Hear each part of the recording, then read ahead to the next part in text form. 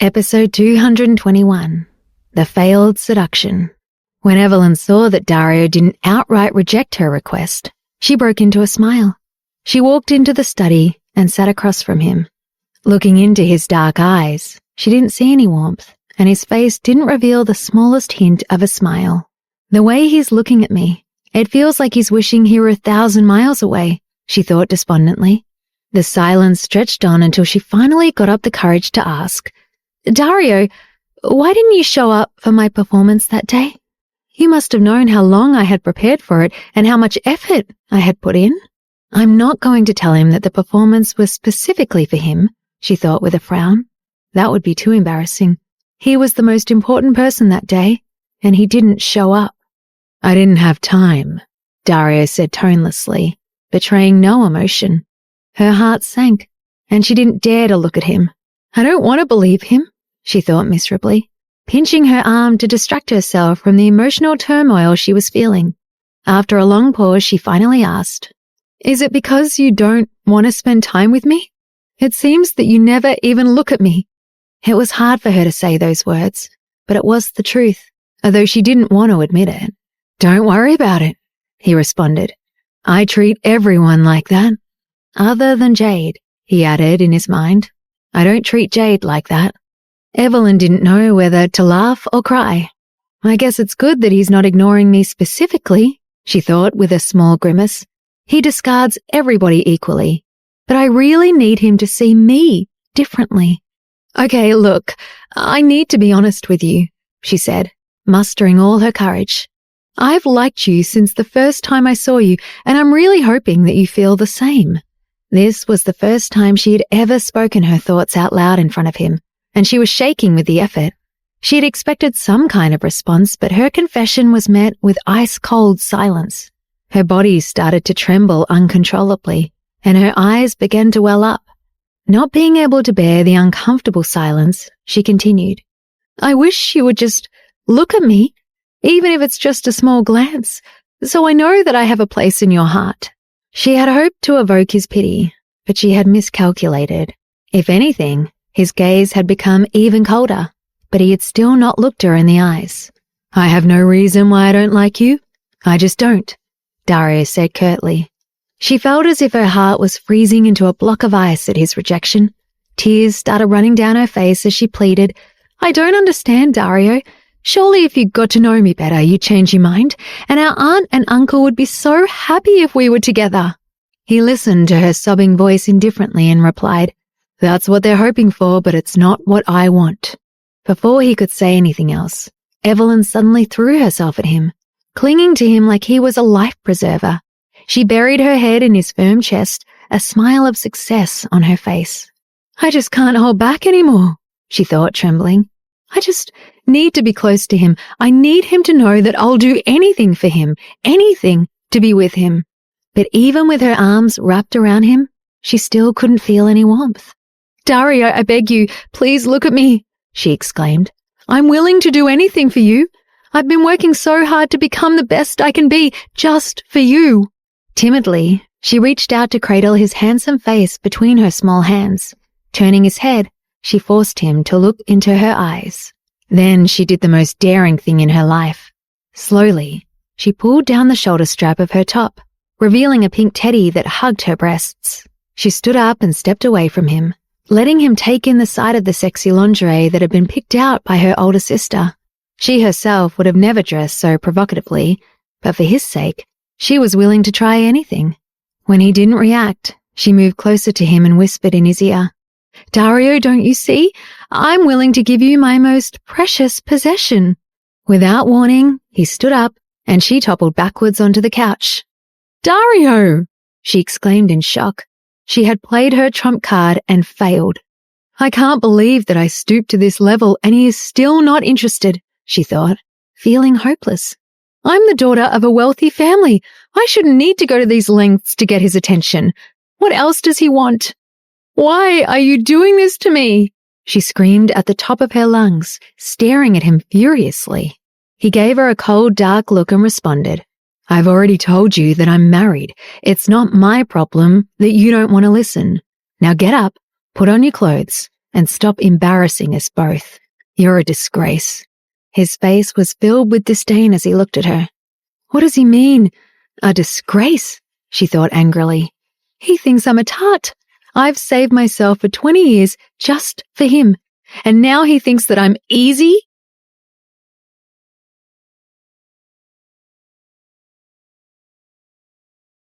Episode 222. Dario's Double. As tears ran down her face, Evelyn put her clothes back on and looked at Dario in disbelief. "I thought you were lying when you said you were married," she said, sobbing. "I thought you only told me so that I wouldn't pester you anymore. I mean, how could you possibly be married already?" She felt like she was in a daze. If he really is married, why does his mother suggest that she wants me as her daughter-in-law? She thought, feeling utterly confused. How could his parents not know that their son is married? He must have been lying to me. That's the only reasonable explanation. Dario didn't say anything and left without looking at her. She stayed sitting in the same spot for a long time after his departure, a blank look in her eyes. "I've given up everything just to win his heart, and now it's all been for nothing," she muttered, feeling tired and sad. Jade had a lot of work to do at the Adele Barracuda company, so she kept filming until nighttime. She was working on a promotional film, an advertisement, and a poster. She was exhausted, but she still tried to look her best. She couldn't let the company down, and she needed to do justice to the beautiful clothes she was wearing. Miss Jones had originally offered to bring her some dinner, but instead, Caroline had brought her an exquisite packaged meal, saying that someone had just sent it over. When Jade saw the box, she knew who had sent it and opened it with a smile. But as she started eating, it didn't seem quite like Dario's cooking. "This doesn't taste like it was made by Dario," she murmured, realizing that he wouldn't have had the time or the facilities to prepare a meal like this. She still finished it, finding it tasty when she got past the initial surprise. It does taste a bit like his cooking, she thought, as she felt a pleasant warmth flow through her body. The meal had, in fact, been prepared by Dario's mother the night before. When Dario had been getting the box ready, he had said it was for Lucas, so his mother wouldn't suspect anything. Since David had just left in a huff with Monica, Sharon had added some of the special baked chicken that he hadn't stayed to enjoy. During the photo shoot, Miss Jones and the cameraman kept praising Jade for maintaining her immaculate appearance. The photos turned out perfectly and exceeded expectations. Jade was beginning to feel like everyone had been praising her from the minute she'd walked into the place. It made her feel uncomfortable, but she didn't dare to say anything. After the filming and photo shoot were over, she grabbed her phone and surreptitiously took a photo of herself in front of the full-length mirror, followed by another selfie. "I don't want people to think that I'm narcissistic," she thought, tucking the phone away quickly when she heard someone approaching. She looked at the beautiful dress she'd been wearing for the job.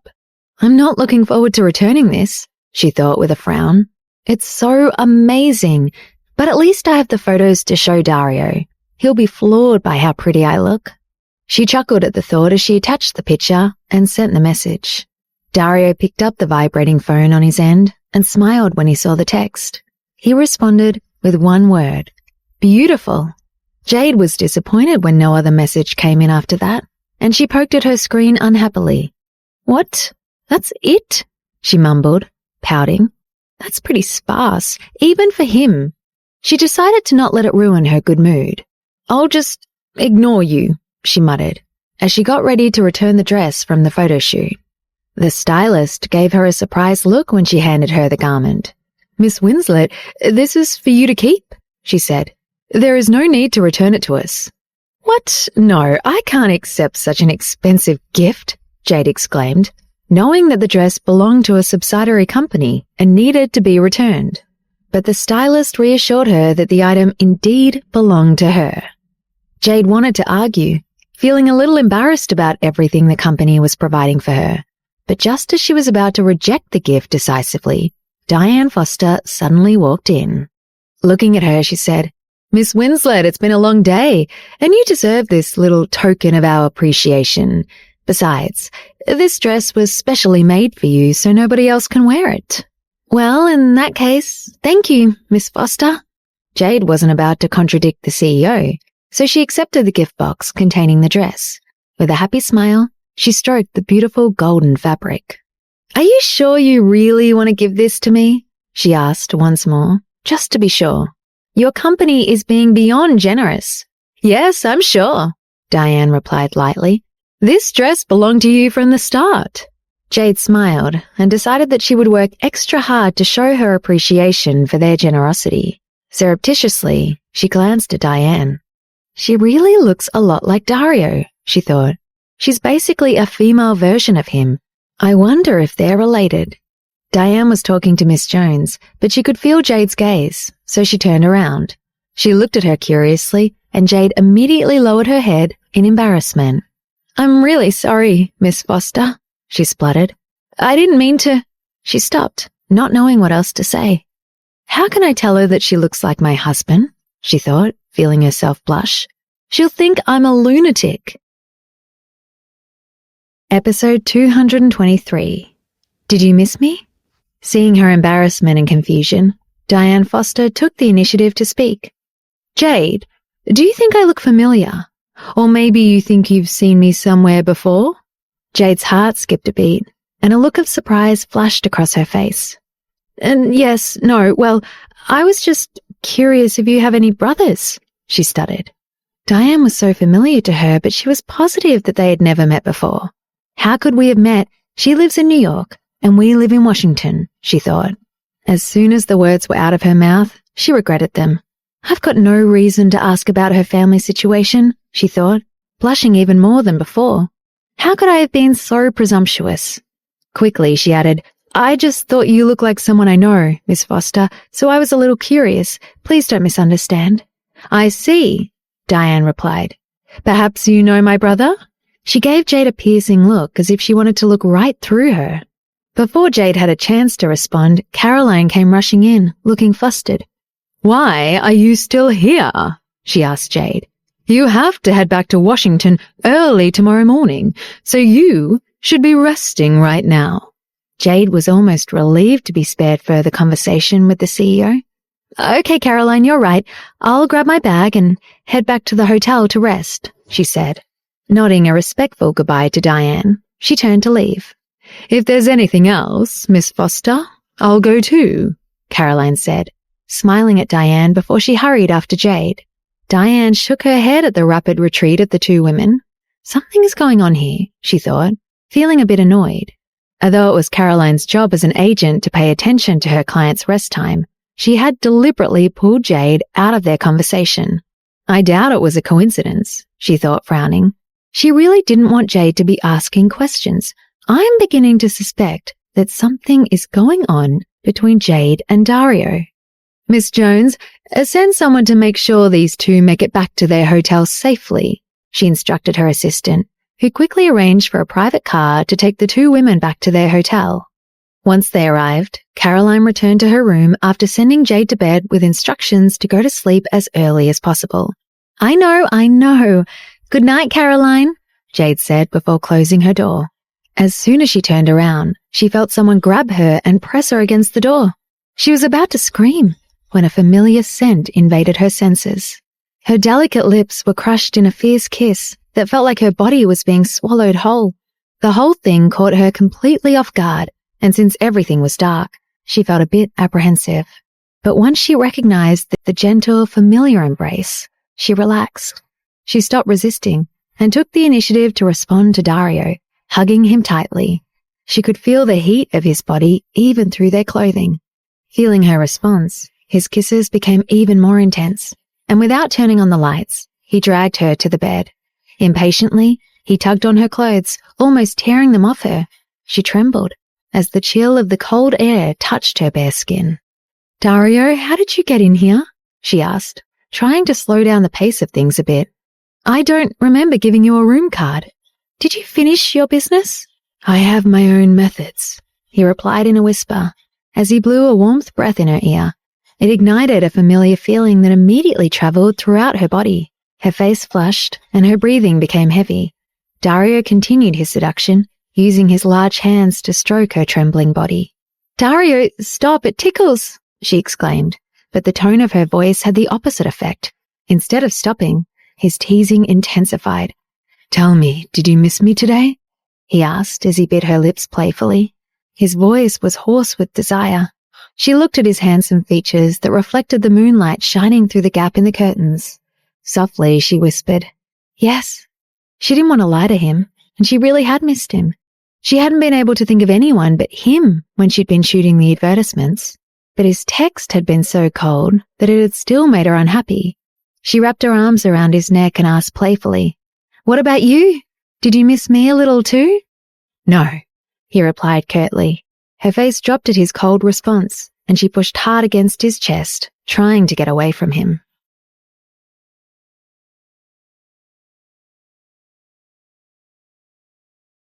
Episode 224. Dario's Surprise. Jade was completely shocked at Dario's curt reply. Then why did he come here looking for me? She thought, feeling furious. Just as she was about to say something, Dario kissed her hard and added, "No, I didn't miss you a little. I missed you a lot." His tone was very confident and carried a strong sense of longing. "You're such a bastard," Jade exclaimed, pinching his arm hard. "Why do you always tease me like this?" She was starting to realize that he liked toying with her by splitting his sentences in half, just to see if he could send her on an emotional roller coaster. Being with him is like going back and forth between heaven and hell, she thought with a frown. "If you're going to hurt me, I'm leaving," he whispered mockingly in her ear. She pinched him harder in response and said, "If you even think about leaving, I'll bite you so hard it'll leave a bruise." "Oh no, please don't." He pretended to be afraid. "I'm scared of being bitten by an angry dog." "Good, you should be scared," she joked, as she gave him a playful push.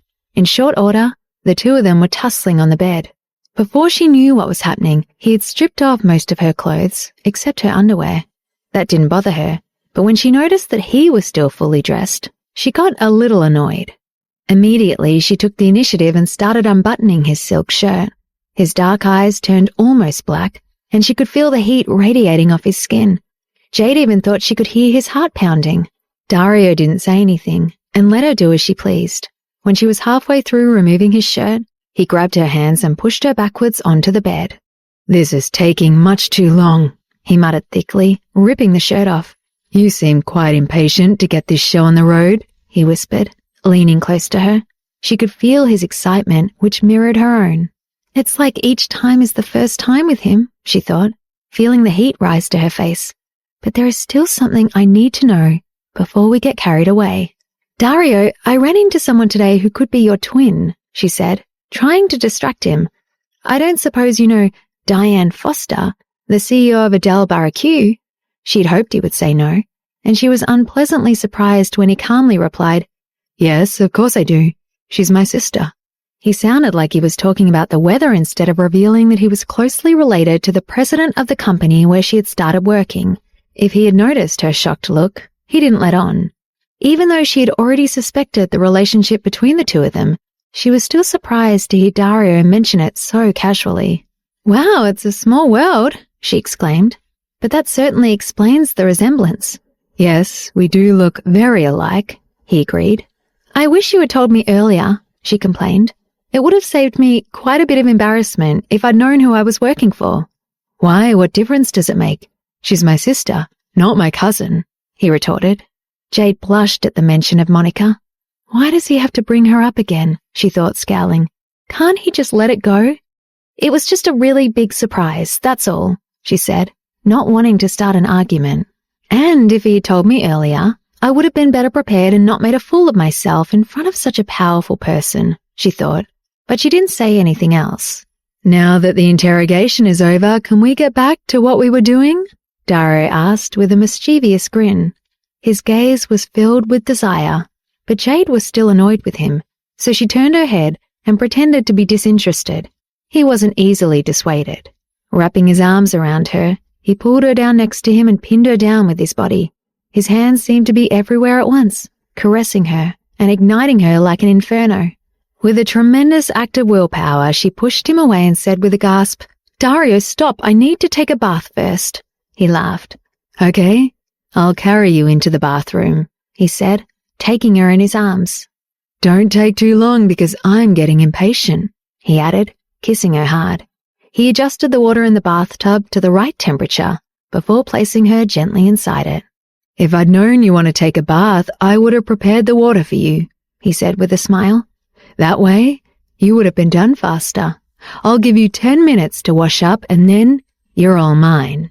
"That's not much time, so you better hurry up and get out of here," Jade replied, splashing some water at him. Episode 225, Taking Charge. Dario switched both of their phones to silent and placed them in his bag. "Whoever calls, I'm not going to be disturbed," he thought. He got fully undressed and went into the bathroom. Jade was bathing when he entered the room, unannounced. "Ah, Dario, what are you doing?" she squealed. "I'm joining you in the bath," he answered calmly. "What's wrong with a couple bathing together? We can save water." "Can't you come in after I finished?" she asked, covering herself with her hands shyly. Dario ignored her and squeezed a little shower gel onto her back. He smiled cheekily and looked into her eyes. "It'll save time if we bathe together," he said suggestively. As he spoke, he rubbed her back, working the shower gel into a lather. He slowly moved his hand around her back and shoulders.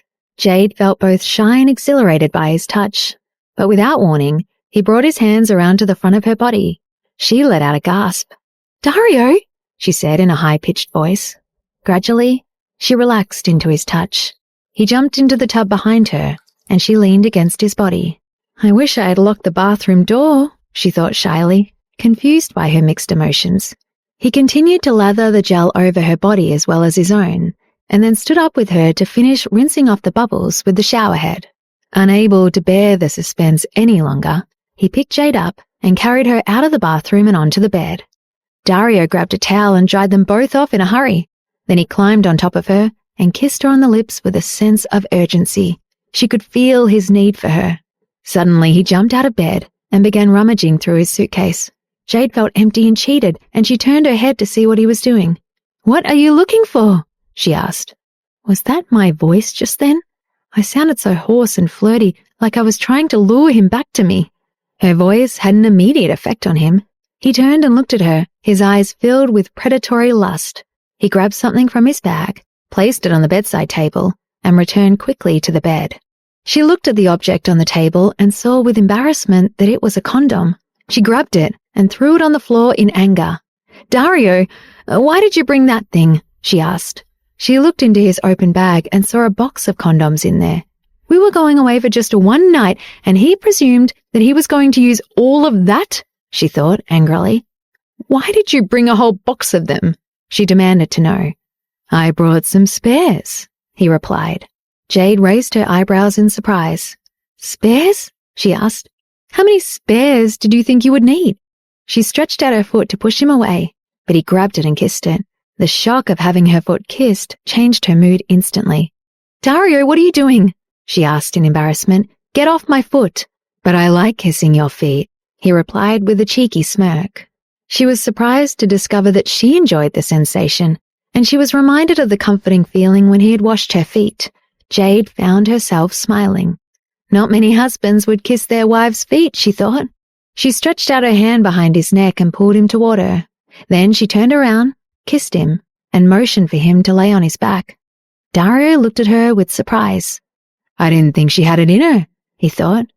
"So you're taking charge, are you?" he asked with a smile. She pushed him onto his back, and he positioned himself beneath her. Episode 226. Bad news. Just then, the hotel room phone rang. Who would be phoning us here? Jade thought. She glanced at Dario to see if he would answer, but saw that his narrowed eyes were focused only on her. At the same time, he was clearly angered by the interruption, which made him look fierce. "He looks like he wants to devour me," she thought. "Who do you think it is?" she asked him awkwardly. "Don't worry about the phone," he said. "We're busy with something much more important." "Oh," she replied. The phone stopped ringing, only to start again almost immediately. Whoever it is, they aren't giving up easily, she thought. "Dario, why don't you pick it up and see who it is?" He frowned and she blushed under his gaze.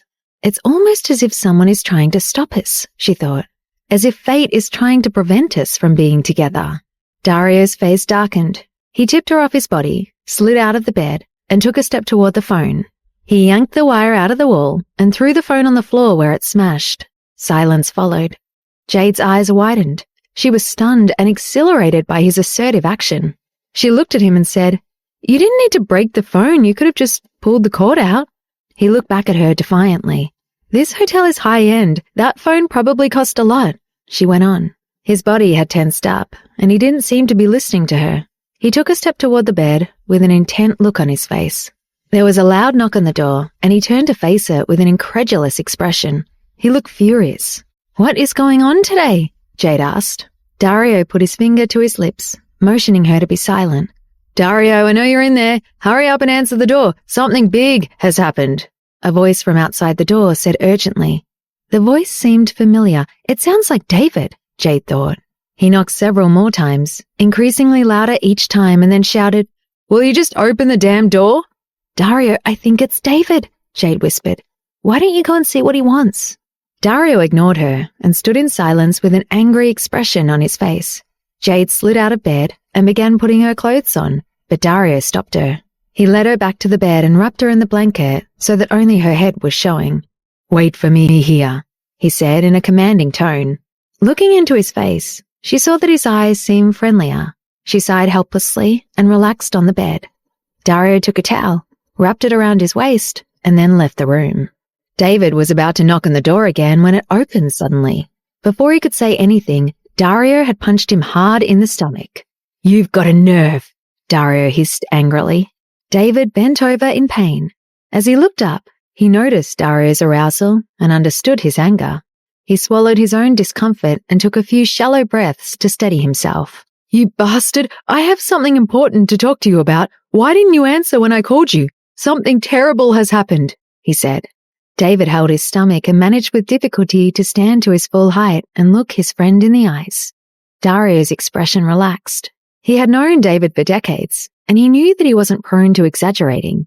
He wouldn't come here like this if it wasn't important, Dario thought. He gathered himself and said in a low voice, "Speak." Just then, David's phone rang. He took it out of his pocket, held it up for Dario to see, and answered it. Dario looked carefully and was surprised to find that it was his mother who was calling. "David, did you find Dario?" Sharon asked urgently. "I found him, don't worry. I'll bring him there as soon as I can," David said comfortingly. "Okay, but hurry," she replied anxiously, and she hung up. Dario frowned and then asked seriously, "What exactly has happened? Tell me clearly." David's stomach was still hurting, and he took a deep breath. "Miss Monica's family and yours are going crazy," he said. "What do you mean?" Dario replied. "What did you say to Evelyn, Dario? She locked herself in her room as soon as she got home. She wouldn't answer the door to anyone, and she didn't come out for dinner. Eventually, her parents used the spare key to get into her room. She had slit her wrists." Dario covered David's mouth with his hand and pulled the door behind him so that it opened only a crack, in an attempt to stop Jade from overhearing the conversation.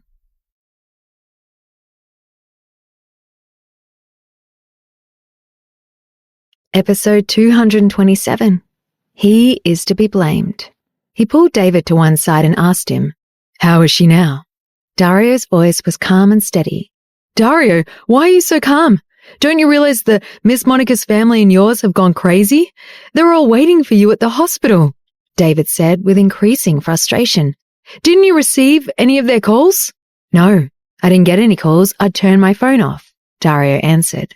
"You need to go to the hospital now, no matter what. It's all because of you, and if you don't go and explain everything, your family and Miss Monica's will fall out in a big way," David said, looking at Dario sternly. David wasn't very fond of Evelyn, but he would never want her to hurt herself. He felt bad for her, and he couldn't ignore something so terrible. This wasn't the sort of matter his family would want to get dragged into, and it could make his father furious that it had been Monica who had asked him to go in search of Dario. "Okay," Dario said, and went back into his room and closed the door. Jade looked at his face and saw that something was wrong. She had heard David and Dario arguing outside, but she'd been unable to make out what was being said. "Dario, is something wrong?" she asked. "Don't worry, it's fine. I need to go out for a while. You have a sleep, and I'll be back as soon as I can," he whispered into her ear. Seeing that she was worried, He kissed her forehead and smiled. It's already so late. Are you sure it can't wait until tomorrow? David seemed very upset. What was it all about, Dario? She asked while he was getting dressed. Don't worry, it's fine. Go to sleep, he replied and stepped out. After he left, Jade looked around the empty hotel room and sighed helplessly. The moonlight shone in through the window, and she tossed and turned, unable to sleep and wondering what Dario was doing. After what felt like ages, she drifted off to sleep. Dario did not return to the room that night. At one of New York's top hospitals, Evelyn was undergoing emergency treatment in the operating theater. Several people waited anxiously outside the door, all members of the Harper and Foster families. They all wore serious expressions. Sharon was pacing anxiously in the corridor, waiting for Dario to arrive. Evelyn's mother, Pam, was sitting on a chair and looking exhausted with tears in her eyes. Evelyn's stepfather, Rex, stood next to her and was trying to comfort her. Lines of worry were etched into his face. He and Evelyn had a good relationship. Although she was not his biological daughter, he had treated her like his own and felt even closer to her than his daughter, Monica. What should we do, Rex? Pam asked. Tell me she's going to be okay. She'll pull through, Rex said, in an attempt to comfort his wife. Pam stood up and Rex pulled her to him, hugged her, and wiped the tears from her face with a tissue. It will all be all right, he repeated, soothingly. That is my only daughter in there. If she dies, what will I do? She said between sobs, her voice hoarse from crying. Rex looked at his wife and then stared at Donald, who had taken Sharon in his arms and was holding her tightly. Donald, we need to know what your son said to Evelyn. He has a lot to answer to, and if Evelyn dies, he'll be held accountable, he said with anger in his voice. He had always liked Donald, had treated him with respect, and their families were related. But the tension between the two families was palpable. Donald met Rex's eyes but did not reply. I can't blame him for feeling that way, Donald thought. I'd be the same if it was my child in the operating theatre. Pam looked at Sharon and said with malice, Where is Dario? I want to kill him. The thought of Dario out enjoying himself while her daughter was battling between life and death made her feel deeply resentful. How can he do this to my lovely daughter and be so cowardly that he won't even bother coming to the hospital to face what he's done? She thought bitterly. Sharon didn't say anything.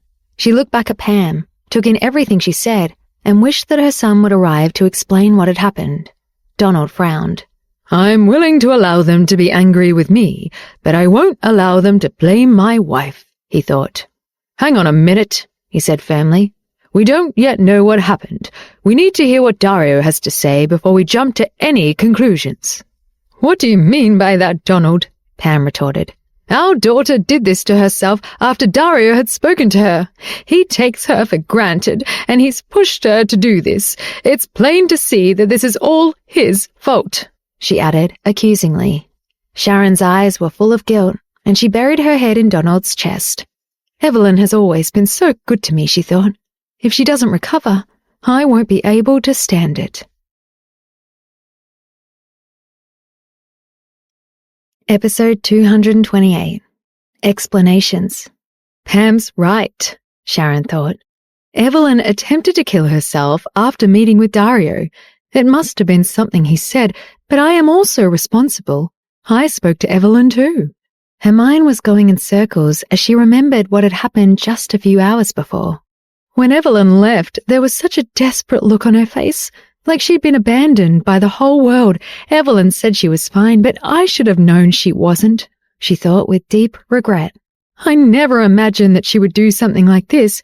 If only I had taken a little more time to talk with her and check that she was all right.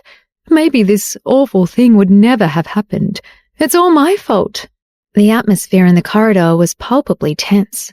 Diane, who had gone to the hospital as soon as she had heard the news, wondered why Dario wasn't there yet. She attempted to smooth things over and said to Pam and Rex, It's a good thing that she's in the operating theatre. It means that she got here early enough for the doctors to save her. She's going to be fine. You'll see. Try not to worry. When Dario gets here, we should listen to what he has to say. If he has caused Evelyn to do this, then he'll have to contend with me as well. Monica approached Pam, patted her hand and said, Let's calm down. It stresses Dad out to see you like this. So let's just stay calm until we know what's going on. Although she was not her biological mother, Pam had always been very good to her, so she treated her as if she was her own mother. The two families fell into an awkward silence again. Pam was about to say something when a familiar voice sounded from down the corridor. "Monica, how is your sister?" David said, rushing over. It made his heart ache to see the worry on Monica's face. He had sped to get to the hospital, weaving in and out of the traffic dangerously to avoid the congestion, safe in the knowledge that if stopped by the police, it was unlikely that they would have charged him once they knew who he was. When Rex and Pam noticed Dario next to David, their expressions hardened.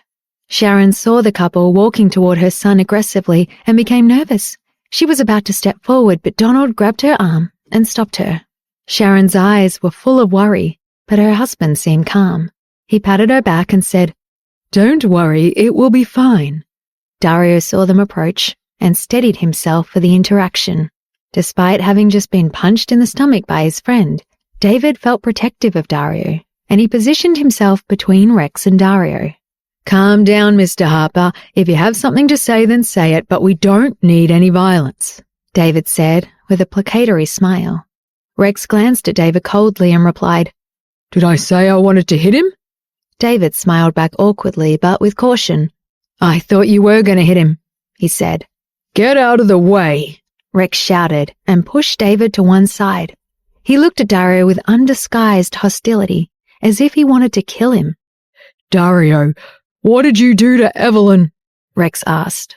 Before Dario could answer, Rex added, "Evelyn was happy when she left the house today. She was dressed nicely, and she said she was going to see you and your grandfather," he said. "When she came back, her eyes were red from crying. She locked herself in her room and refused to talk to anyone. Monica told me that she'd been like that ever since speaking with you. She always liked you, Dario," he continued, "and she trusted you. I want to know what you did to make her try to kill herself."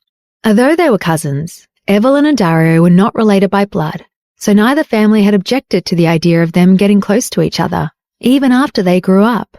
Rex was convinced that Dario must have done or said something to Evelyn that had caused her to become so distraught.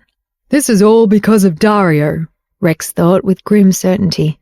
"He's not going to get away with this, even if his grandfather gets involved," he decided. "No one is going to stop him from getting what he deserves." "Rex, I think this could all be a misunderstanding," David said.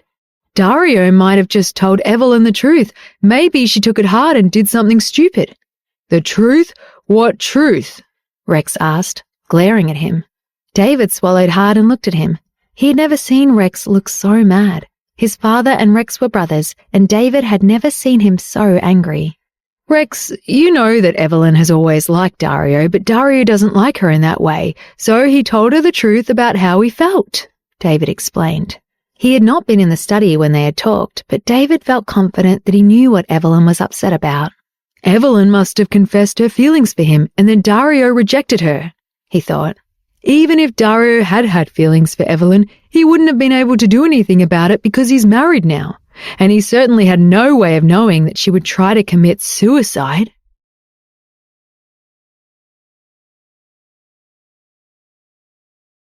Episode 229. No Guarantees. Rex listened intently to David, but his eyes were still hostile. "That sounds like nonsense to me," he replied. "Anyway, doesn't Dario have a mouth? I want to hear what he has to say for himself. Now, get out of my way." He pushed David to the side again with all his strength, and David stumbled. "I've been punched, pushed, and yelled at, and I haven't even done anything wrong," David thought. "Dario, you clearly know that Evelyn has liked you ever since she was young. Rex began. "I have to have the chance to explain it properly," Dario interrupted. Rex was stunned for a moment and looked at Dario's father. "Hey, Donald, what kind of morals did you teach your son? He has no conscience at—" Before Rex could finish his sentence, the door to the surgery opened. The crowd in the corridor fell into expectant silence. A middle-aged male doctor appeared in the doorway. They all rushed over to him except for Dario. The doctor motioned them into the recovery room, where they gathered around Evelyn's bed. She was unconscious, still under the effects of the sedation. "Oh, my poor daughter, Evelyn," Pam said, sobbing at the sight of her daughter's pale face. She stepped forward, took her hand in her own, and held it to her cheek. "Doctor, will my daughter be okay?" she asked fearfully after a few moments. It didn't seem like her daughter lying there, looking so vulnerable and weak. The doctor took off his mask, wiped his brow, and said seriously, "Your daughter has lost too much blood. For the moment she is stable, but I'm afraid that she's not out of the woods yet. We'll have to monitor her very closely. I'm sorry to say that the odds are stacked against her. I cannot guarantee that she'll wake up," he said. Hearing the doctor's words, Pam fainted and fell to the floor with a thud. "Mum!" Monica shouted. "Pam!" Rex called at the same time. Evelyn was taken to the intensive care unit, while Pam was placed on a gurney by 2 nurses and taken to a separate room to be looked after. Everyone else followed Evelyn except for Dario and David, who stayed in the corridor. Dario sat completely still and showed no emotion, as if he was in shock. Despite the time, he didn't really feel tired at all. David sat next to him to keep him company. After a little while, David went to buy some water and food, but no matter how he tried to persuade him, Dario wouldn't eat or drink anything. David patted his friend on the back. "Don't blame yourself too much. It was Evelyn's choice to slit her wrists. You can't have possibly known that she would try something like that," he said sympathetically. Dario didn't reply. "Besides, the doctor only said that he can't guarantee that she'll wake up. He didn't say that she wouldn't wake up. Technology is so advanced now, and medicine has come a long way. She'll be all right. You'll see," David said. He knew that although Dario often seemed hard on the surface, he and Evelyn had grown up together, and he knew that his friend must be feeling deep guilt. "I would never have thought that she would do something so crazy," David thought. Dario looked straight ahead and didn't say anything. His lips were dry, and there was no trace of emotion in his eyes. David was unable to guess what was going on in his friend's mind. They sat there for what seemed like an age, and David eventually fell asleep in his chair. When he woke up, he found that Dario was still sitting there, as if he'd been frozen in time. It made him sad to see his friend so despondent, and he wished that there was something he could do to help. Jade lay on the bed in the hotel, tossing and turning. She felt acutely aware of the empty space next to her, and she couldn't sleep. She kept looking at her phone, willing it to ring, but it didn't. A few times she thought of phoning Dario to see what was happening, but she decided against it for fear of disturbing him in the middle of something important. Finally, when it was almost dawn, she closed her tired eyes and slept. Her alarm clock rang at 7 o'clock. She rubbed her sore eyes and forced herself to get out of bed. She looked at her phone. There were no missed calls and no messages from her husband. She had an empty feeling in her stomach and went to shower. Just as she was about to get in, her phone rang. She smiled and quickly ran back to answer it. She was disappointed to see that it was a number that she didn't recognize. Who could it be this early in the morning? She wondered. She hesitated for a moment before answering. "Hello, Miss Winslet," said a familiar voice. It's Lucas, she realized. "Hello, Lucas, this is a surprise. What can I do for you?" she asked. "I followed Mr. Foster's instructions and had breakfast prepared for you. It should be delivered to your room shortly," he said politely. "Also, Mr. Foster left a message for you," he added. "He sends his apologies, but he's still busy, so he won't be able to join you for breakfast." After relaying what Dario had told him to say, Lucas decided it was best to leave it at that. "Have a nice day, Miss Winslet," he said. Lucas was used to being ordered to do all kinds of things, but he didn't understand why he needed to help Dario mislead his wife. Just as he was about to hang up the phone, Jade exclaimed, "Wait!"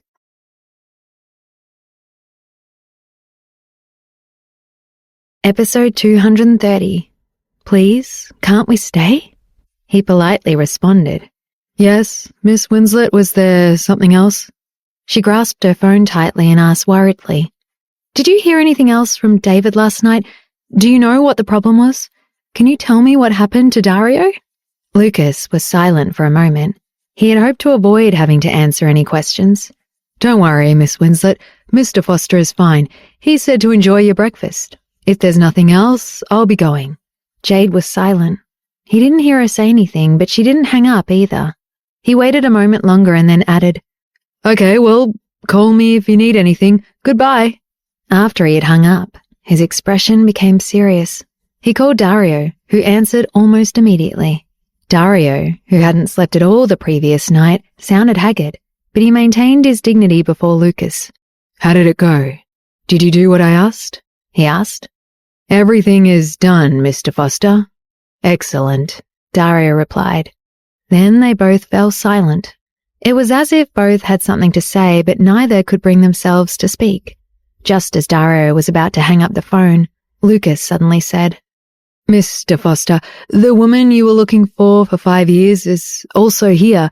Do you want to go and check it out? I've already found out where she is. That Mimi... I know. Dario interrupted tonelessly and ended the call. His face was blank, but his mind was racing and his dark eyes were clouded with a mix of emotions. Lucas stared at his phone in confusion. He was wondering whether Dario had come to New York to find this Mimi person or simply to see his grandfather. He didn't understand what was going on. Jade stared at the wall and then began to get scared. Lucas had given her so little information that she was certain that something was wrong. She had always felt that Dario had been hiding something from her. What had him so busy that he couldn't even make a phone call? Just as she put down her phone, the hotel waiter brought breakfast. It smelled delicious and consisted of her favorite breakfast foods. But she didn't feel like eating. She'd always disliked eating alone. Why had Dario left last night? What had David told him? All these questions nagged at her, but she couldn't come up with a plausible answer. She sighed helplessly and started to write a text to Dario. Dario, where are you? When are you coming back? But then she deleted the message. She didn't think she should bother him. It was going to be a hectic day, so she ate the breakfast to have enough energy to make it through the day. Just before 8, Caroline knocked on the door. Jade was hoping to ask if she could stay in New York a bit longer. She wanted to wait for Dario to finish his business so that they could return to Washington together, but she didn't know how to ask.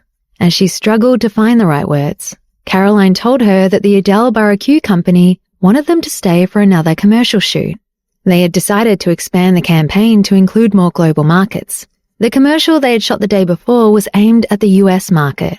To target the overseas markets, they felt they needed a different style of commercial.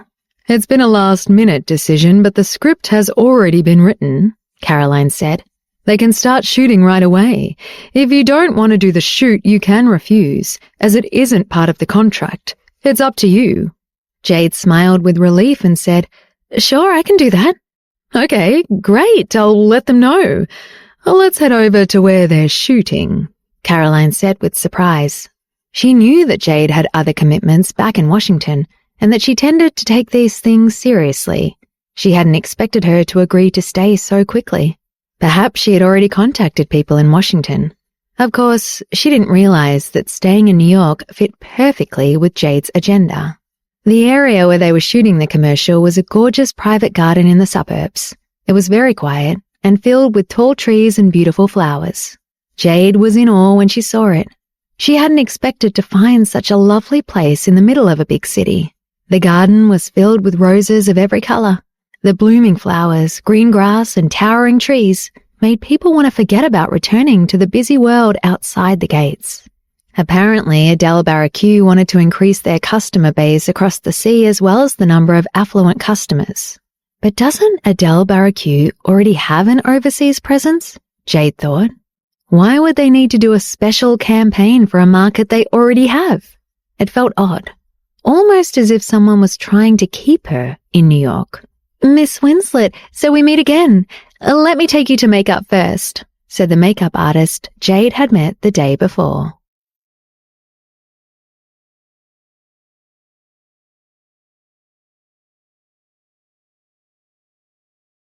Episode 231. Fangirl Moment. Miss Jones was also in the garden for the shoot. The equipment was set up and ready to go. There are a lot of people busily preparing, and Jade could feel the high energy. Okay, thanks, Jade said, and smiled at the makeup artist, grateful to see a familiar face. Although the commercial that they were shooting wasn't very complicated, there were a lot of different scenes, and that meant a lot of wardrobe changes. The premise was to show the variety of colors of the mascara and how it could be matched with all kinds of clothing. They also needed to display the merits of the product, such as creating longer lashes and being waterproof. There were more people involved with this filming than there had been the day before. Some of the scenes included group performances. The actors in these groups were dressed as people in different occupations, who each had some sort of issue with mascara. Either their mascara ran when they cried after being left by their boyfriend, or no one noticed their beautiful eyes without mascara, or their false eyelashes kept falling off or poking them in the eye. Then Jade would appear wearing the phantom mascara, and everyone would stare at her enviously. After that, she just showed them the mascara package, read the script, and it was over. Although the group performances were only a small part of the commercial, they were necessary. They set the foundation of the commercial and the product. Compared to other advertising strategies, this was more creative. It would stick in the minds of viewers for a while. Jade had seen commercials for high-end cosmetics on the internet. They had all been very creative and had left an impression. One look, and she could tell that they were high quality and expensive. She hadn't ever expected she would be doing commercials for such an upscale company. The director who was working with them that day was well known. When he saw Jade, he went over and introduced himself with a smile. "You're as beautiful as your name," he told her. "Jade is the perfect name for you. Your beauty makes people's eyes light up." Jade ducked her head demurely. His praise was embarrassing her. "You're too kind," she said. Then her clear eyes clouded with emotion. No one had ever drawn attention to her name. In fact, she didn't know where her name came from. According to her grandmother, her mother had chosen it, but she didn't remember her mother ever telling her about it. Her heart ached with these thoughts. She had missed seeing her mother at the hospital. She didn't know if she would ever have the chance to meet her again. If she did, how would she treat the person who had given birth to her and named her, but had otherwise never been a part of her life? "By the way, Miss Winslet, those are the actors who will be shooting the next commercial with you. You guys should get to know each other. It will make it easier to work together later. Let me introduce you," the director told her. "Okay, thank you," she said. The director escorted her over to the group. Although they were just minor actors, each one of them looked perfectly put together. Jade felt inferior. The director pointed out 3 specific women she would be working with. Jade's eyes lit up when she saw one of them. She was a petite, pretty woman who was probably in her early 20s. She had big, clear eyes and a bright smile. Her face was exquisite. Jade thought that she was prettier than most celebrities. It was odd that such a beautiful girl had just a bit part in the commercial.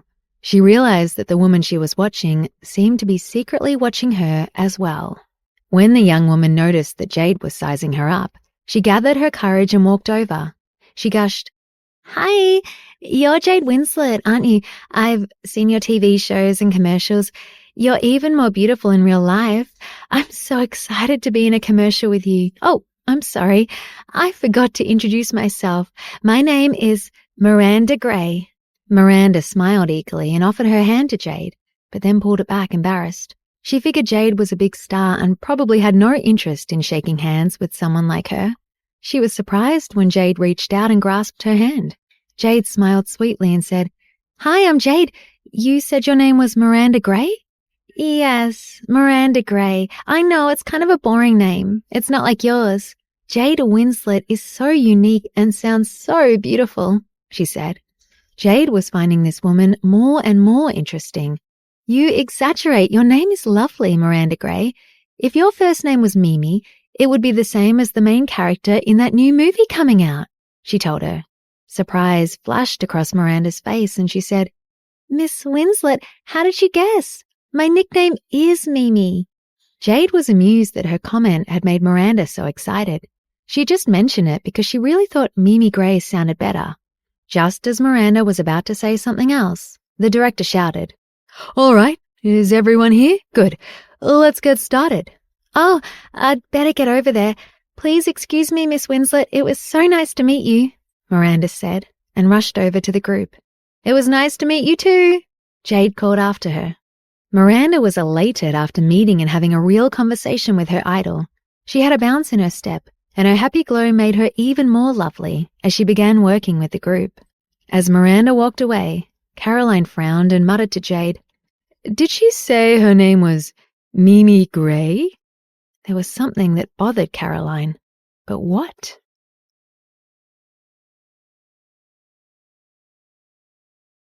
Episode 232, A Reflection from Jade's Past. Jade didn't know why Caroline would suddenly care about the name of a bit-part actress. No, apparently her name is Miranda Gray. Mimi is her nickname. I just told her I thought Mimi Gray sounded better. Oh, is that so?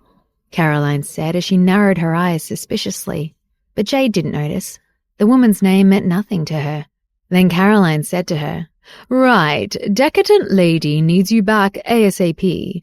Let's try to finish shooting this commercial today, okay? Jade nodded. Yep, I understand. I'll do my best, she promised. She knew that Caroline meant that she should try not to make any mistakes, so they wouldn't have to do extra takes. They didn't have time for gaffes. Decadent lady had already given her a long leave of absence. It was supposed to have just been a few days, but now it's almost been a week. If she didn't get back soon, it would slow down the whole production. She didn't want to let down the crew. But she didn't know if Dario would be ready to go back after filming today. Thinking about how he had looked the day before, she became worried. When she thought about being separated from him again, she felt despondent. The filming with the group in the garden had finished. The cameraman, the director, and the actors playing the part of the crowd were ready for her. Ready, Miss Winslet? Okay, action, the director shouted. Jade, who had changed into a long black evening dress, stepped slowly into the scene. Her curly black hair fell over her shoulders in waves. Her fair skin glowed in perfect contrast with the black dress. In the sunlight, she looked like a blooming white lotus.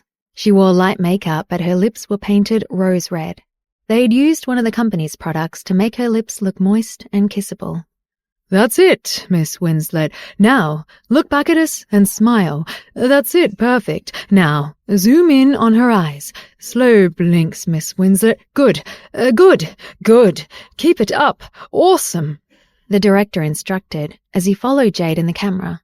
According to the script, Miranda was supposed to emerge from the crowd at this point and cause trouble because she was jealous that Jade was prettier than her.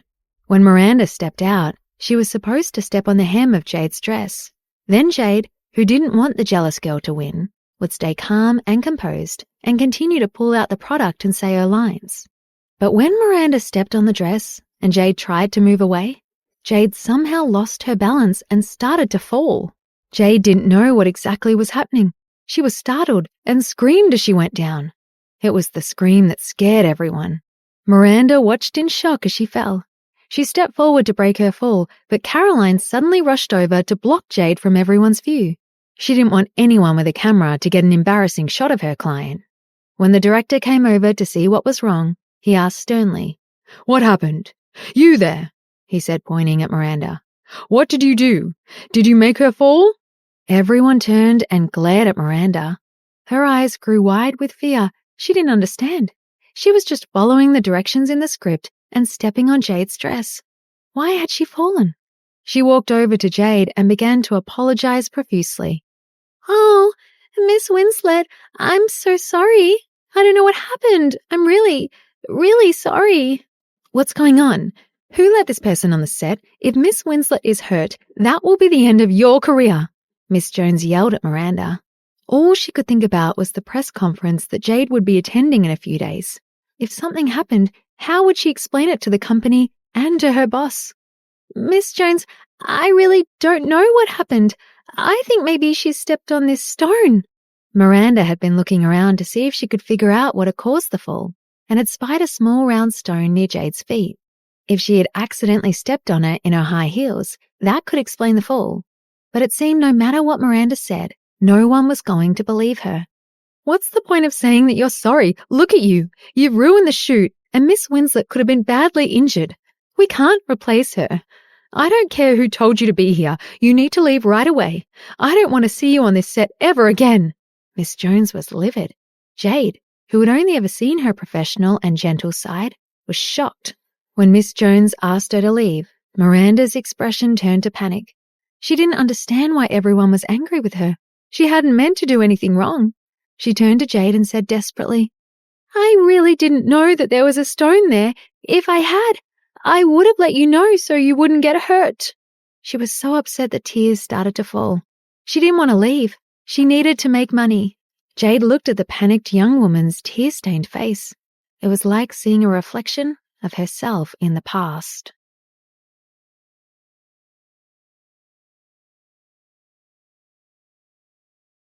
Episode 233. Can I have your autograph? Jade recalled what it had been like to have a bit part. When anything bad had happened, it was always the minor actors who were in the wrong, and never the bright and beautiful stars. Jade felt for the poor young woman and was sure she hadn't intended to make her fall. Caroline helped Jade up and brushed the dust off her clothes. Jade looked at Miss Jones and then at the director. She said, "Please don't blame her. I wasn't watching where I was stepping and didn't see the stone.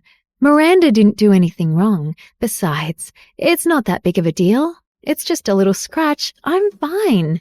Caroline gave Jade a quick glance and understood what she wanted.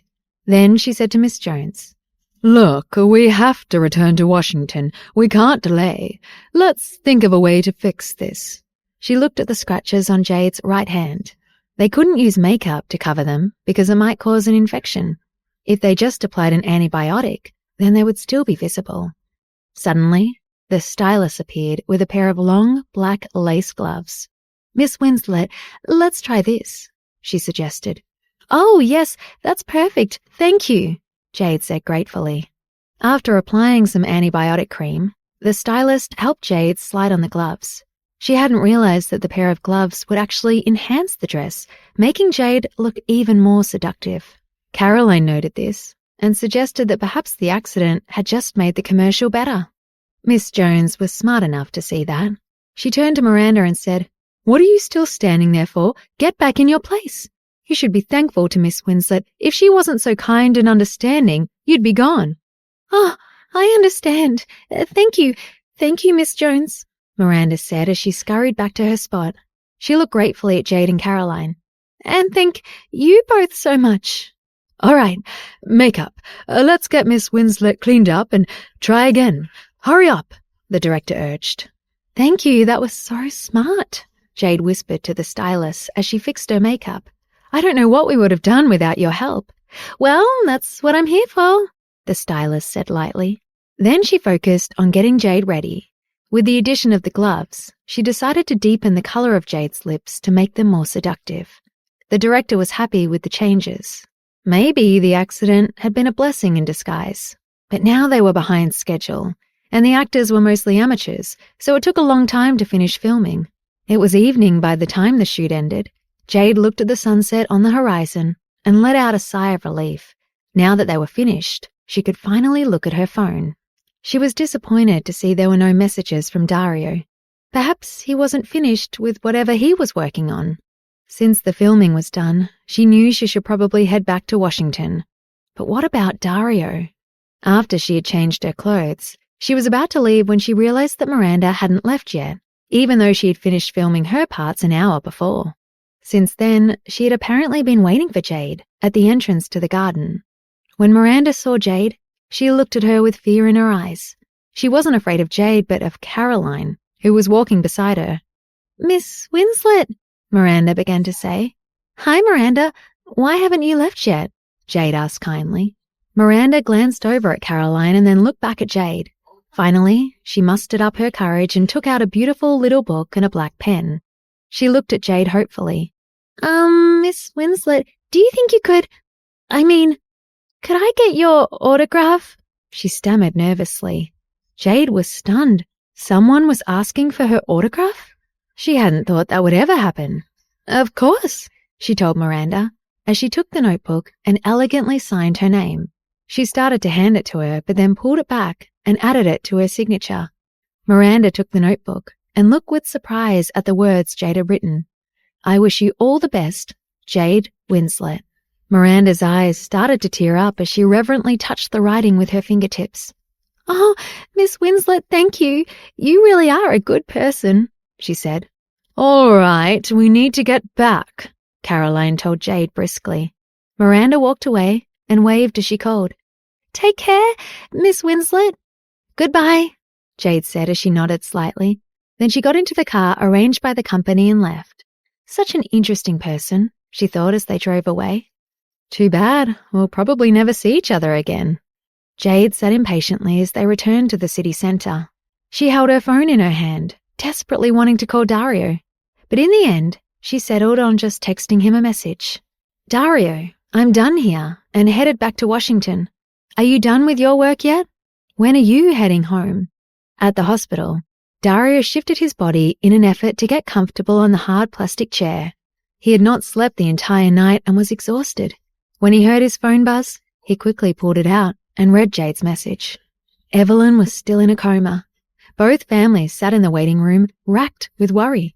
Pam Harper had stayed awake the entire night, sitting at Evelyn's side in case she woke up. Sharon Foster felt miserable when she saw Evelyn lying in the hospital bed. She thought perhaps she knew the reason this had happened. She was now certain it had something to do with Dario.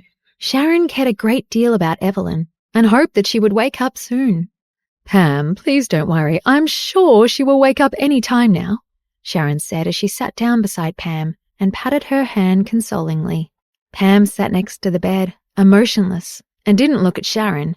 She felt like she had blamed enough and cried enough. Now, she just wanted her daughter to wake up. Sharon's heart ached for her. She poured Pam a glass of water and quietly left the room. When she entered the waiting room, she looked for Dario. She found him sitting in a chair motionless, like a statue. She sat down next to him and sighed deeply. Finally, she couldn't help herself and said, Dario, you know Evelyn has adored you since she was a little girl. If you've done or said something to cause this, I think you are obligated to stay here until she wakes up.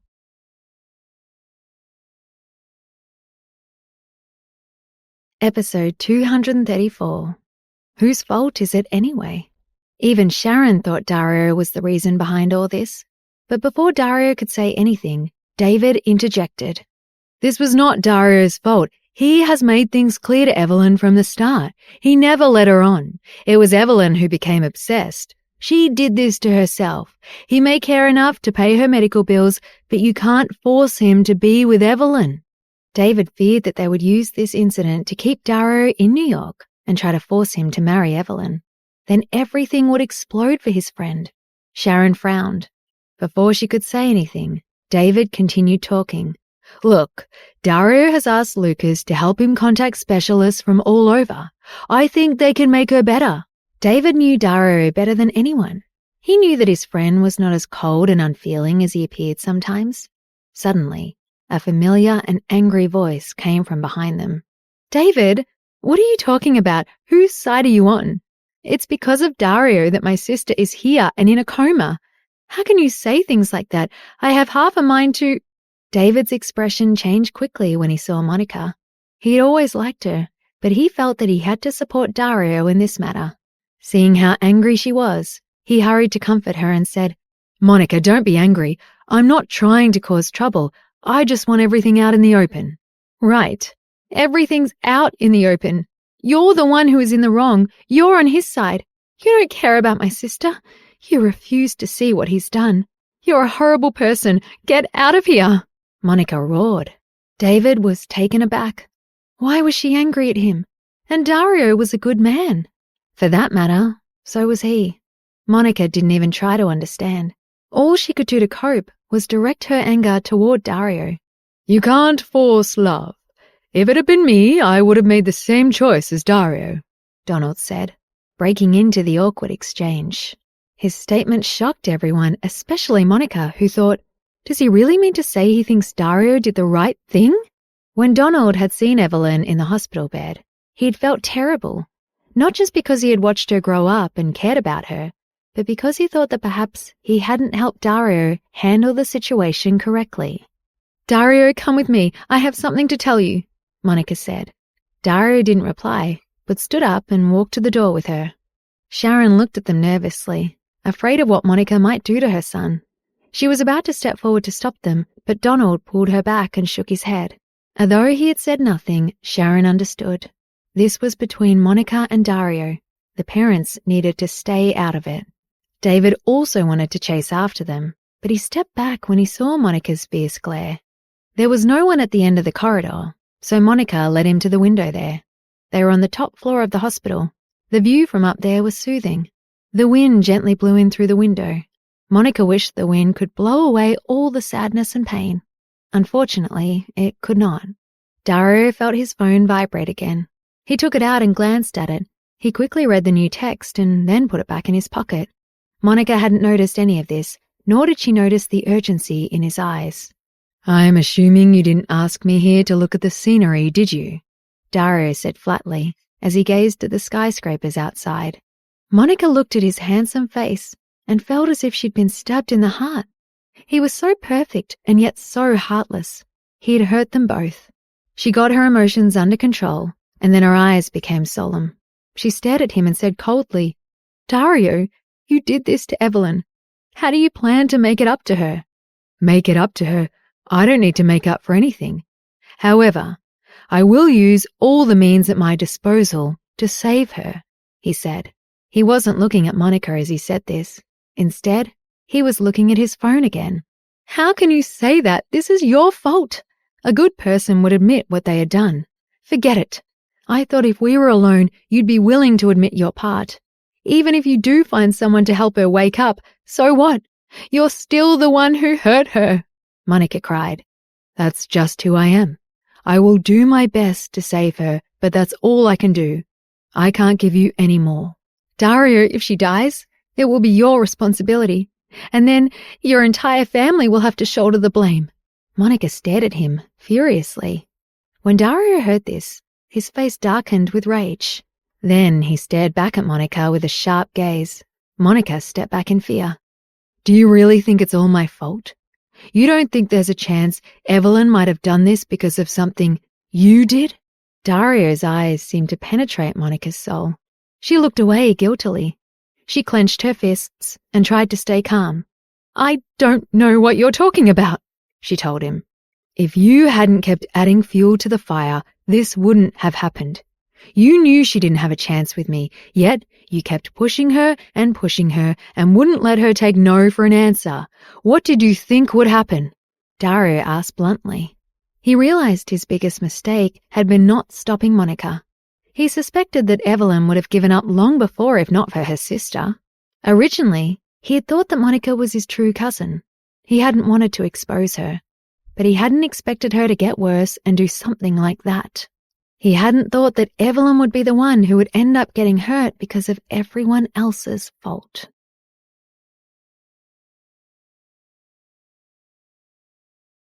Episode 235, Confessions of Love. Monica stared at Dario intently and realized that he knew everything. "Dario, I knew that you were cold on the surface, but I never thought that you were just as cold on the inside. Evelyn has liked you for 20 years. You grew up together. Can't you at least try to accept her? She did it because of you. She tried to commit suicide because of you," she said exasperatedly. When Dario heard the word suicide, his expression darkened. He looked at her coldly and took a step forward. "She's my cousin.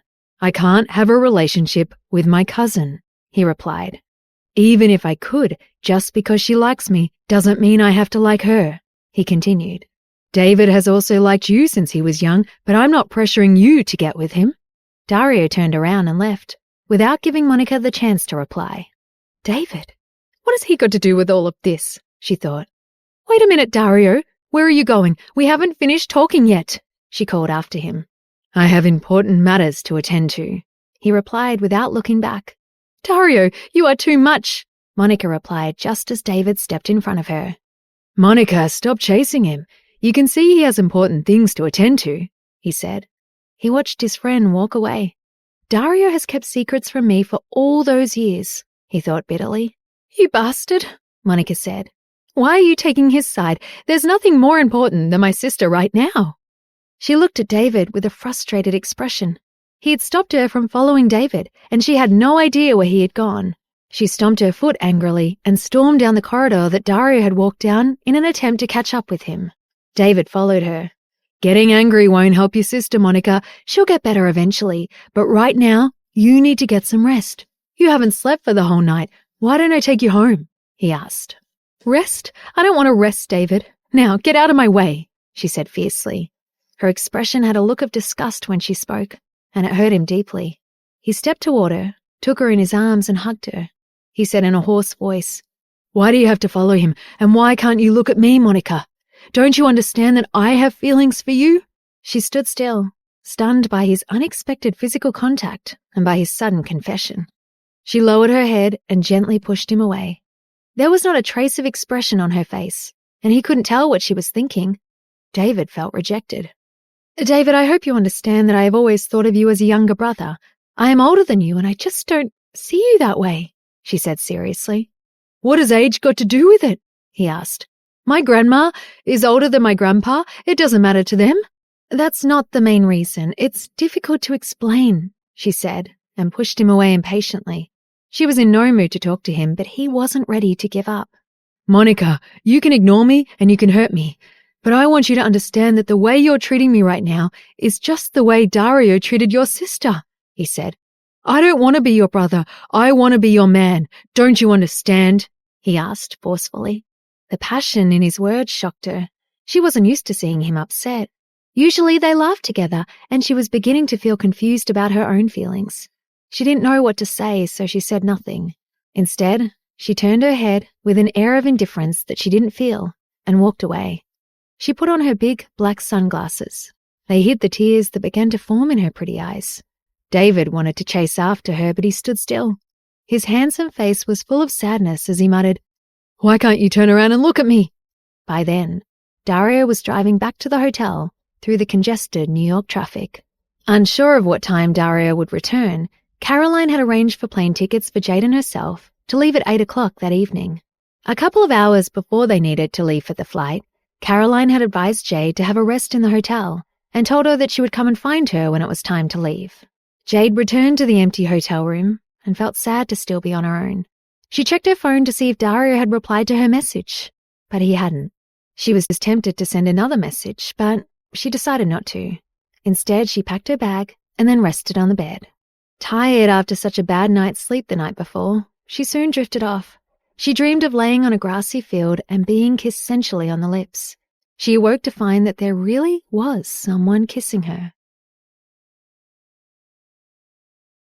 Episode 236, The Mind and Body Connection. Jade opened her eyes in a daze and looked at the familiar, handsome face hovering above her. She thought that she'd been dreaming of kissing Dario because she'd missed him, and the realization that he was really there was a pleasant surprise. "Dario, you came back," she said happily. He looked down at her and smiled. Jade looked bedraggled, and the dark circles around her eyes spoke of a terrible night's sleep. "Did you not sleep at all last night?" he asked. "Can I not leave you for even one night without you getting in a state?" he added with a teasing smile. Jade blushed at the realization that he had read the situation so well. She glared at him. "How could I sleep when I was waiting for you to come back?" she retorted angrily. Dario smiled again and kissed her on the forehead. Her anger disappeared, and she felt safe with him so close to her. "Are you going back today?" he asked. Jade nodded. "Yes, Caroline is arranging the tickets. My flight leaves at 8 o'clock. She could feel his warm breath on her face, and it made it difficult for her to gather her thoughts. "Did you manage to sort everything out that you needed to?" she asked. Dario's eyes darkened. "I'm afraid the matter has not been settled yet. I won't be able to leave until it's all sorted," he said calmly. Jade was sad to see that he didn't seem disappointed not to be going back with her, but she pretended not to mind and said, "Oh well, I suppose I'll see you when you get home." "But if I don't come back with you, won't you be lonely at night?" he asked with a slight smile. He's teasing me, she thought. He leaned forward and whispered into her ear, "Will you be able to sleep without me by your side to satisfy your needs?" His hot breath tickled her ears and made her shiver. She blushed at the effect he had on her, and she looked at him crossly. "Dario, do you have to be so infuriatingly vulgar?" she asked. "You are the one who wants to satisfy your needs." "Oh, I think that you can't stop thinking about it," he replied suggestively. Jade was still blushing as he moved his hands under the covers and started to caress her. Feeling his warm hands on her, she trembled involuntarily. "I have to catch the plane at 8 o'clock. We don't have time for this," she said half-heartedly. She repositioned herself in the bed to get more comfortable and asked, "Last night what did David want? It seemed very urgent." "He wanted me to visit someone at the hospital," he answered vaguely. "Visit whom? Do you even know anyone here in New York?" she asked. I wonder if he came all the way to New York specifically to visit this mystery person, she thought. He nodded. "I'm from New York originally," he said, but he didn't explain any further. Oh, so what is the relationship between you and the patient? Jade asked. Why do you want to know so much? Dario replied, avoiding answering the question. Jade lowered her head in embarrassment. I don't know anything about you or your family. I didn't even know that Diane was your sister until recently. I want to know if you have any friends or family in New York. I want to know if you came here all the way from Washington just to see someone from your past. And I don't want you to keep secrets from me, she said shyly. She raised her head and looked him in the eyes, searching his handsome face for signs of dishonesty. I need the truth from him, she thought. I don't want to live by his side in ignorance. It looks like my wife is getting better at saying what she wants, he replied. Jade's honest words had an effect on him, and he felt himself warming to her. He took her hand in his gently, looked into her eyes, and leaned forward and kissed her on the lips. She shyly twisted her body toward him, leaned into his kiss, and then nuzzled into his neck, feeling the comfort of his warm body. Don't avoid my question, Dario. We are husband and wife, and I want to know everything about you. I want to know about your family, your friends, the things you love, and the things you hate, she said, in a loving voice. He's always looking out for me, she thought, and now I want to be able to look out for him too. I love him, and I want to be a proper wife to him in my mind and my body, she decided. Episode 237. That one thing on his mind. I want to give myself to him utterly, Jade thought. You are the only woman I will ever want, Dario said, and hugged her tightly. She looked into his eyes and saw tenderness and love, but she didn't want to be distracted from what she wanted to know. She pouted. Then why didn't you tell me who you went to see? She asked. I want to know everything about you, and I want to know who you went to see last night, she said stubbornly. I've never even met his parents, she thought. In fact, he's never even mentioned them. She was worried about bringing his family up in case his parents had died, but she felt that the point had come where she needed to know more about them. I'll tell you when I'm ready, he replied and smiled at her. She frowned and felt like he was fobbing her off. What do you mean by that? She asked angrily. You know everything about me, and I know almost nothing about you except that Monica is your cousin and Diane is your sister. Why is he acting so mysteriously? Does he have some kind of terrible family secret that he can't reveal? Or does his family have gangster connections? She wondered. Why wouldn't he just be open and honest with me? Do you know what's the most important thing to know about your husband? He asked in a soft whisper. She looked back at him with a confused expression. I should have guessed that he wouldn't give me a straight answer, she thought. You only need to know how good your husband is in bed, he said, as he climbed into bed next to her. I thought he was so aloof when we first met, Jade thought. But actually, he's like a predatory wolf. He just wants sex all the time. Dario, she protested, blushing. Do you ever stop thinking about that? If you want to understand me better, then maybe we should start here, he said as he leaned forward and slipped his hands inside her dress. Dario, what do you think you're doing? She asked sternly. She twisted away from his touch, but she let out an unintended sigh of pleasure. Dario placed his other hand on the back of her neck and kissed her fiercely. He smelled the faint fragrance of her body and pressed himself against her. She could feel his arousal through their clothes. He opened his eyes and looked into Jade's as they kissed. Her eyes were moist and her face was flushed.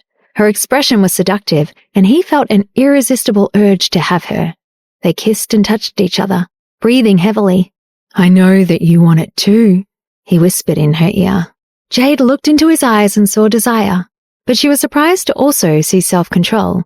She felt a surge of love for him, and she relaxed her body into his embrace.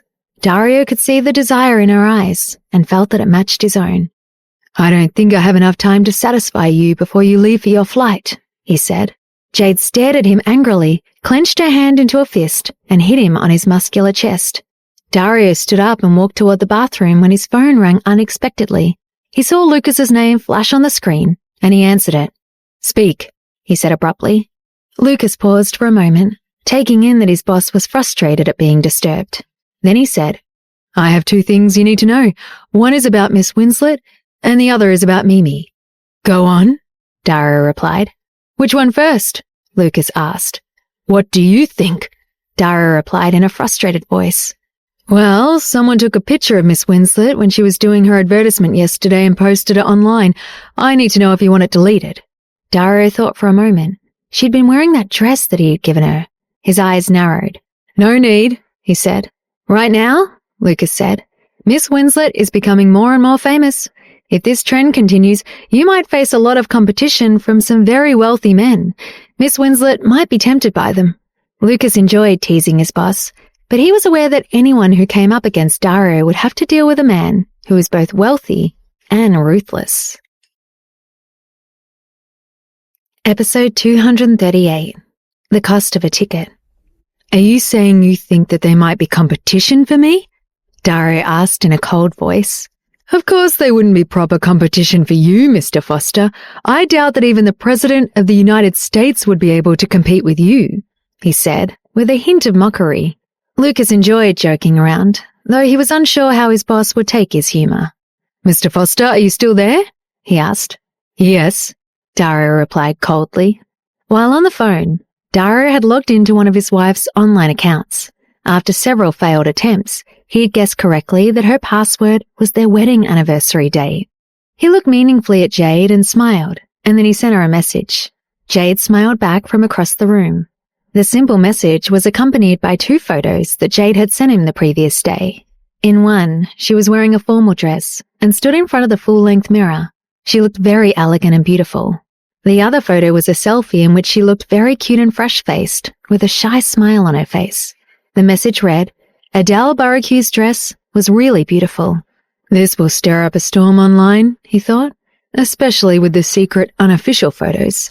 It should help promote my sister's company and my wife as well. Jade should do very well out of this, he thought.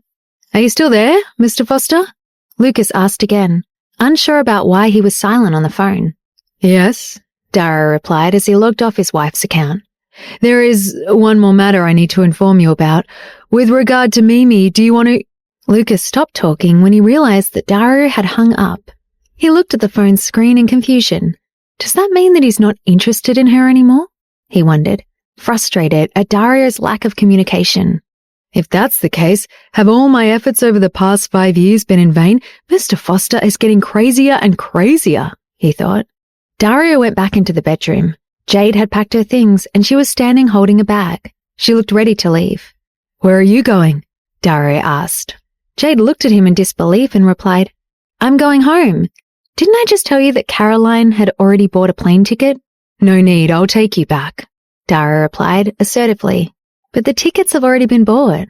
I'm boarding the plane in an hour, she replied. I thought that you had things to settle here. I don't want to stop you from dealing with the important business you had to deal with, she added. Dario looked at her with a cold gaze, and then he grabbed the suitcase from her hand, put his arm around her waist, and looked into her eyes. Are you saying that you'd rather I stayed here in New York? He asked, suspiciously. She shook her head. Don't worry about the ticket. It can be refunded. And don't worry about my business. That will just have to wait, he added. Jade's eyes widened in surprise. That won't do. They won't refund it so close to the time of the flight. She couldn't go along with the idea of wasting so much money. Even though I'm earning far more than I ever have in my life, I still need to take care of my grandma, she thought. I need to support my grandma and pay for her medical expenses. Dario was surprised to see his wife being so thrifty, but he came up with a compromise. He tapped her nose and dotingly said, I'll give you the ticket money. There we go. Problem solved. Jade blinked and said very seriously, Absolutely not. How can I let you waste money like that? Anyway, you earn that money through your own hard work, she protested. Dario frowned. He wasn't used to not being able to solve a problem with his money. He sighed helplessly and leaned his head against his wife's shoulder, feeling powerless for once. Jade, I really don't know what to say to you. Just go and return the plane ticket. Then you can take the private plane back with me. If you want to sit with Caroline, then she can come too, he said meaningfully. She felt that he was insinuating something, but she wasn't sure what. I didn't mean that I don't want to be on the plane with you, she explained. I just really don't want to waste the ticket. Dario phoned Caroline. Pack your things and go straight to the private airport, he instructed her shortly. Lucas will pick you up and sort the tickets out. He picked up his case, took Jade's hand, and set them off together to the airport. Episode 239. Not tonight. When they arrived at the airport, their private plane was waiting for them. The journey to Washington was fast and trouble-free. Jade let out a sigh of relief as she walked in through the front door. "It's good to be home," she said, relieved. "I can't wait to sleep in my own bed." Dario threw his bag to one side, picked Jade up like she was a princess, and carried her to the bedroom. He threw her on the bed. She was stunned for a moment and then relaxed into the comfortable and familiar mattress. She looked up at her husband and saw a glint in his eye. "Dario, why are you looking at me like that?" she asked. Surely he isn't thinking about sex again already, she thought. "I don't want you to feel neglected as a wife like you did last night," he said with a smile. "You are a beast in disguise," she said. "You may look very refined and handsome in your suit, but you are nothing more than a vulgar pervert," she added accusingly. He looked back at her provocatively but calmly. "Dario, you should be ashamed of yourself," she said. She blushed and covered her cheeks with her hands. Dario stepped forward and kissed her on the lips. He began taking off her clothes, but she pushed him in the chest and looked at him awkwardly. "Wait a minute, Dario. I have something important to tell you," she said. "We can talk about anything important after we finish. I was wrong to ask you to stay alone in the room yesterday, but don't worry, I'll make it up to you today. I'll make sure that you're completely satisfied," he said with a leering look. He began undressing her again, but was surprised to see her shrink back in what looked like fear. "What's wrong?" he asked, surprised at her reaction. "I need to tell you something. We can't have sex today," she said, still blushing. His eyes darkened, and he looked at her searchingly. "Why?" he asked.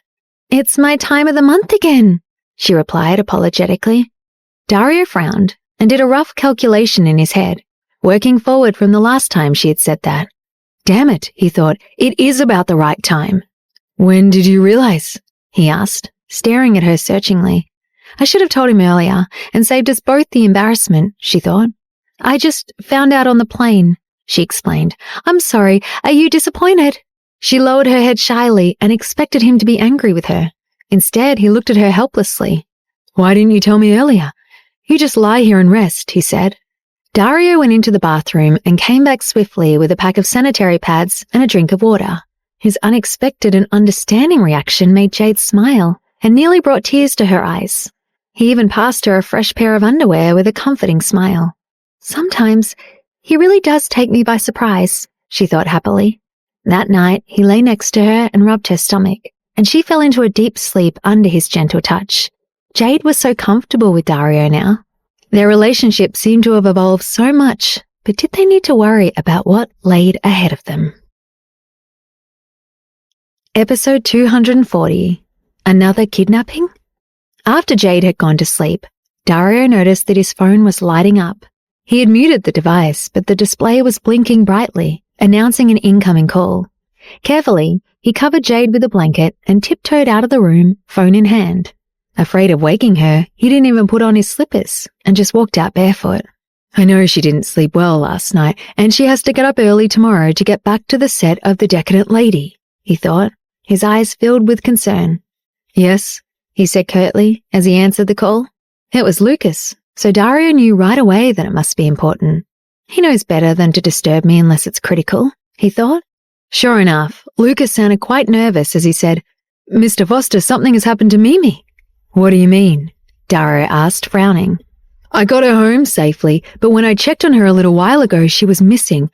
I believe she's been kidnapped, and what's more, I don't think they were after her. I think they were looking for you. Dario's face darkened at Lucas's words. You need to find her now, he snapped. David is also still in New York. Get a hold of him and figure out how to get her back. He disconnected the call without waiting for a response. Yes, Mr. Foster, Lucas replied, but then realized that Dario had already hung up. Quickly, he found David's contact information and called him to start planning Mimi's rescue. Dario's face was blank as he walked into the bedroom and crawled back into bed with Jade. As he wrapped his arms around her, she woke up and asked sleepily, Where did you go? She looked so vulnerable that it made him realize just how attached he was to her. Stroking her hair gently, he said, It was just a phone call. Go back to sleep. How can I? She replied, noticing the heat in his body even at the slightest contact between them. Embarrassed, she moved away and gave him an apologetic look. Sorry, I didn't mean to, she said, blushing. Dario chuckled and pinched her nose. I'm guessing you weren't intentionally trying to turn me on, although I can't be sure. Sometimes I think you want to torture me to death, you little minx. Pouting, Jade replied, "Who, me? I would never torture you." He kissed her nose and retorted, Aren't you torturing me right now? I know we can't do anything at the moment. So just having you next to me is quite difficult. After all, I'm a regular guy as well as your husband. Jade felt unreasonably guilty and moved further away from him. "Then let's sleep in separate rooms," she suggested. "I can't help being a normal woman," she thought, feeling a little annoyed. "It's not like this time of the month is a lot fun for me either." No, don't be silly, he replied. I'm not an out-of-control teenager. I'm going to take a bath so you can go to sleep. As he got up, he added, Sooner or later, you won't have to worry about this inconvenience for a year or so. Then he disappeared into the bathroom. Jade wasn't sure what he had meant by that last comment. "How can I not have my cycle for a year?" she muttered. But then she had a light bulb moment. "Damn, I think he's talking about us having a baby," she thought, turning bright red. She tried to stay awake to talk to him about this revelation, but he was in the bathroom for a long time, and she dozed off. When he finally came back to bed, she was fast asleep. Looking at her sweet face, he was overcome by a wave of emotion. He kissed her on the forehead and whispered, "Good night." It was the middle of the night when Dario felt his phone vibrate. His eyes snapped open, and he picked up the call as quickly and quietly as possible. As he walked out of the bedroom, he answered with a curt, "Yes?" Lucas knew that Dario didn't want to wake Jade, so he lowered his voice, even though he knew that it was unlikely she could hear him. "Mr. Foster, we haven't been able to extricate her," he said, with a calm he didn't feel.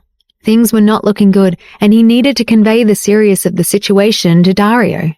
"Then you'll need to try harder," Dario replied in a voice of steel. "You used to be in the Special Forces, so you should be able to figure out how to get her out safely." "Mr. Foster, I'm afraid this is no ordinary kidnapping," Lucas explained. "These people must have known about your relationship with Miss Gray. Otherwise, they wouldn't be using her to threaten us. If it wasn't for the risk to her safety, we could have gotten her out a while ago." "I see," Dario said, his voice betraying no further emotion. "Do you know who these people are? How do they know about my relationship with Mimi?" "I'm not sure," Lucas replied. "What's even stranger is that they were able to find her in the first place. It makes me suspect they had inside information, which further complicates the situation." "Who exactly are these people?" Dario thought, staring at the floor. "If Lucas and David can't get her back, I'm going to have to go myself." He knew that Lucas was right. Whoever these kidnappers were, they were using Mimi to get to him. Does it have to do with the incident 5 years ago? He wondered, furrowing his brows. What exactly happened 5 years ago?